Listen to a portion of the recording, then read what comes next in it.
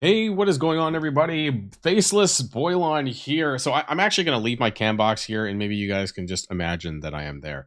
Now, before we get started with today's video here on Friday, there's a few updates that I want to give to you guys. Some of you may have heard on my Discord server, or maybe you just noticed on some of my videos that I've been having technical issues with my laptop for my new laptop, my new gaming laptop that I bought for Black Friday for the last 2 weeks. I have resolved my issues, and maybe you would be surprised or not surprised what the issue was. And it was Windows 11. Apparently, there's an app called Windows Smart Screen, and this was causing massive issues with me downloading in general. And it was corrupting my files when I was doing this, particularly with my Android emulators, which made it impossible for me to play on LD Player, which is what I'm actually on right now because I fixed it. And it's just been an absolute mess. I've been so exhausted this past week and a half trying to navigate through this and trying to figure out what the problem is, and that's been sorted. So hopefully by next week, everything will be back to normal. I just need some I need some R&R. Honestly, I spent like probably 15 to 20 hours trying to diagnose my computer problems, but anyways, things will get better. And in today's video, we're not really gonna be talking about the blog as such because honestly, the blog was pretty much a nothing burger. I do have some things to talk about with regards to some of the other things going on in the game right now, though, that I'd like to talk about. My thoughts on that. And also, there is going to be an event store starting next week. I don't know if it's going to be like a month long for February or not, but there are going to be some awakened abilities in there also alongside some diamonds for a coveted character that unfortunately is not actually going to be available for Dark Diamonds, but there's going to be an orb where you will be able to get some diamonds for Old Man Logan. So we're going to talk about that and more in today's video. So let's boil this down.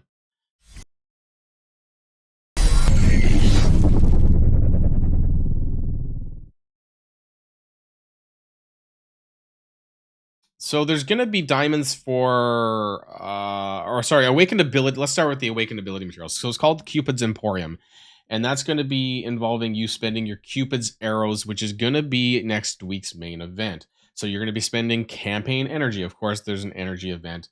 That all that event math will be on Sunday before the event goes live on Monday. So keep an eye out for that video, of course. But the main stuff that you're going to get outside of the normal, XP and currency for the month long and all of that.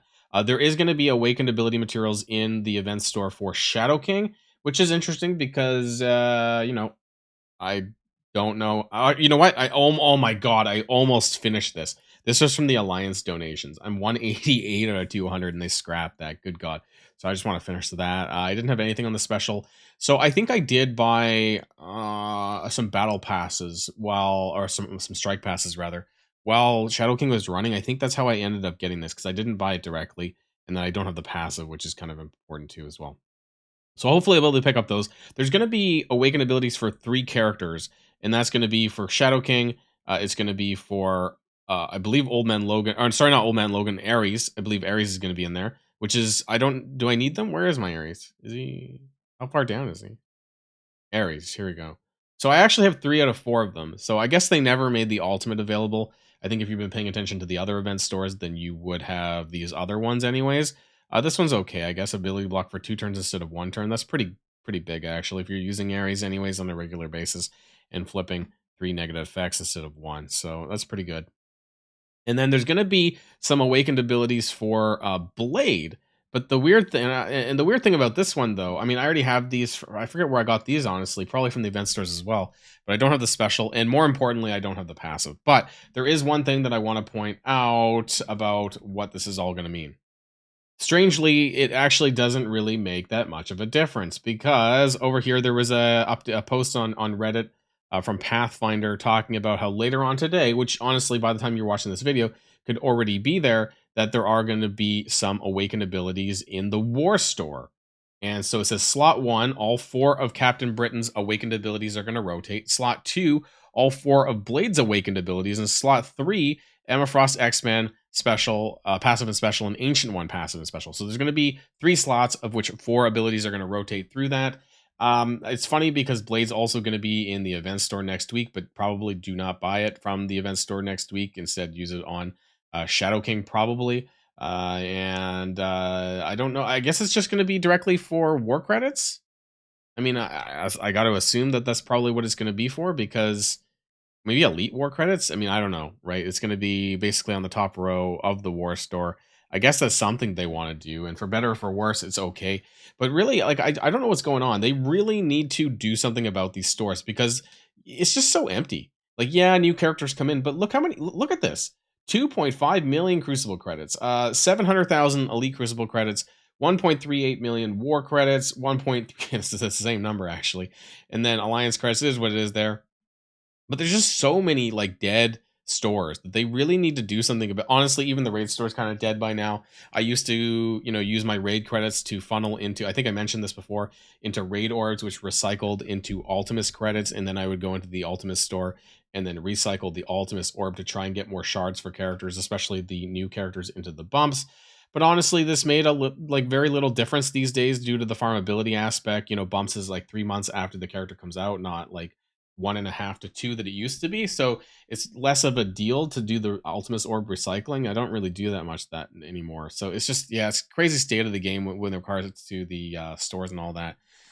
But hey, at least we're gonna get some awakened abilities added to the top row of the war store. So there is that. I suppose there's some positives, I guess. And the second thing that I want to talk about is this particular message that came out yesterday from Pathfinder as well. So some additional clarification about the Lilandra event that there was the blog post, and I think we talked about it in the video as well. So they have confirmed, or there's a few things we need to like really read between the lines here a little bit. So the Lilandra event is 10 weeks long. Okay, fine. So I guess when she comes out, there's going to be a 10-week long event.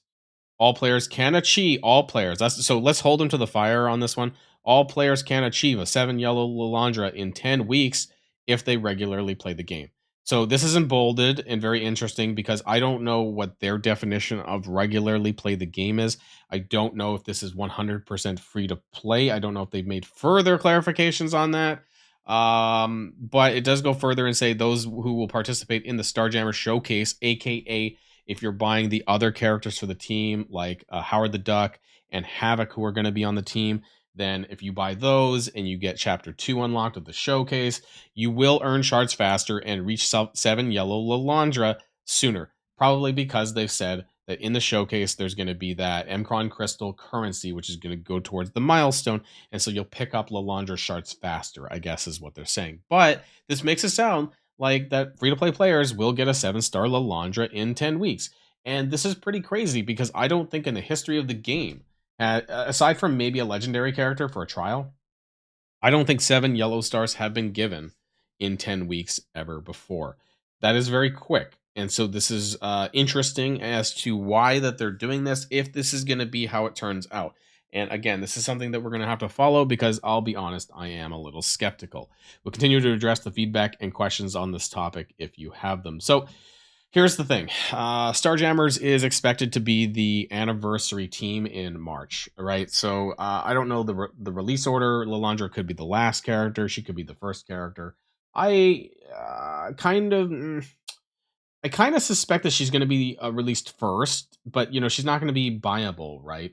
And so then when the other characters come out, their showcases become available, and therefore once you pay for those characters, you're going to get further shards for Lilandra. How do you get Lilandra shards at the start? I mean, I'm not entirely sure, but as the other characters come out, you'll probably get some doing the Chapter 2 showcase that way. But why does this matter? So the 10 weeks is interesting because that's 2.5 months. By and large, that's 2.5 months. And so looking at my calendar, which obviously does not pull up on your side of the screen, but 2 months from, let's say, start of March, maybe mid-March, like that's going to take us into June.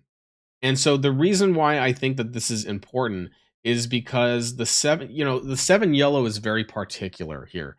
And I am thinking that given the timeline for this, that this is going to line up with Xavier. So we do know that Lilandra is hard required for Xavier. I forgot where it was in here actually. So Lilandra will be a requirement to recruit Professor Xavier, but of course the other 3 are not. Old Man Logan, Shadow King, and Odin are not hard required, but Lilandra is. So what does that mean, and what does this have to do with 7 yellow? And this is just a theory, this is just a hard theory for me, is that I believe that there is going to be some yellow star locking behind the requirements of the nodes. Now, I don't know if this is specifically going to be just for Lilandra or it's going to be for everyone that you use in those missions, right? That could be a thing too. Scaling requirements, or maybe it's just a flat 7 yellow requirement, because something just, I gotta say, something really kind of points out at me when I see this, and they're, why would they be trying to give away a 7 yellow within less than 3 months? That just baffles me. And also, what impetus does it give for spenders to spend on Lilandra, or, indirectly, to get her up to 7 yellow faster? And that has to be the release of Xavier, in my opinion. So, if he's coming out, I'm almost certain he's due to come out in April, which means on the back of Starjammers after they're all out, that Xavier is going to come out. And at this point, with the 60 nodes that we've been told about, I'm honestly I'm pretty certain. I'm not 100% certain, but I would more bet on it being a saga apocalypse style kind of missions event rather than a dark dimension. But that's just me. And I do think that there is going to be some requirement to have yellow stars. Otherwise, they wouldn't have gone out of their way to kind of have Lilandra available at 7 yellow. But keep in mind that time gap is really important, because those who spend will be able to possibly get Xavier unlocked earlier by getting Lilandra at a higher star, because it could be locked behind stars for her. It could be locked behind stars for other characters, which is also interesting, because any of the new characters that you want to use in the Xavier saga, the missions that are in there, whatever those traits end up being, if they're not farmable, you won't be able to use them, right? So you're basically stuck with the more recently farmable characters, which would be at this point Night Stalkers, right? I think Night Stalkers was the most recently farmable, and then maybe we will get Astral, in a few weeks before Xavier and things like that. But you're very likely not going to have Absolute A Force, Liberty, anything, Uncanny Avengers, blah blah blah blah blah, any of those characters. And if there is, I guess, room to use them in the Xavier saga, you won't be able to if they're saying requiring 7 yellow. It could be 7 yellow, purple 3, that kind of thing. I don't know for sure. And I hope that they provide some more clarity soon, but that's just my initial thoughts. There could be a level 105 requirement too. Maybe there's a G22. My concern about G20 is that, I don't know why I pulled up Old Man Logan, but the thing about G20 is that we've heard nothing about this. And I guess there's still time, right? We have probably 2 months, maybe just a bit under 2 months before Xavier fully comes out. So yeah, I guess there's still time, for news about G20 to come out, and then G20 to be sold, or whatever they're going to do with that to make it a requirement with Xavier. But I think there's going to be some combination of all of this, because as soon as I saw this comment regarding 7 yellow, it really just dawned on me as to why. Why is this a thing? Like, why are they giving away a 7 yellow Lilandra within 10 weeks? And it made me think about the timeline, and that's what got me thinking about Xavier.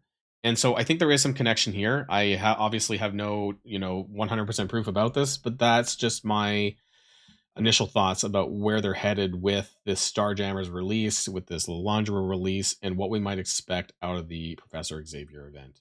I would be curious to know what your guys' thoughts are in the comments down below. Did you, how did you guys read into this?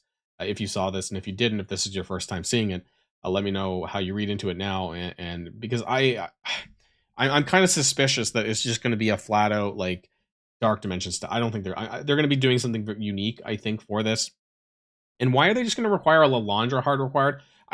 I'm very suspicious about that as well. It says hard required Lilandra, but realistically, what that means is like a whole bunch of other fucking characters that you need, right? Because when they said that Spider, you needed Spider Society to do the Old Man Logan trials for that skill section, right? Like it didn't tell you that you needed to have them, but you basically did. It's kind of like that. Like there's going to be more characters, obviously, for Xavier.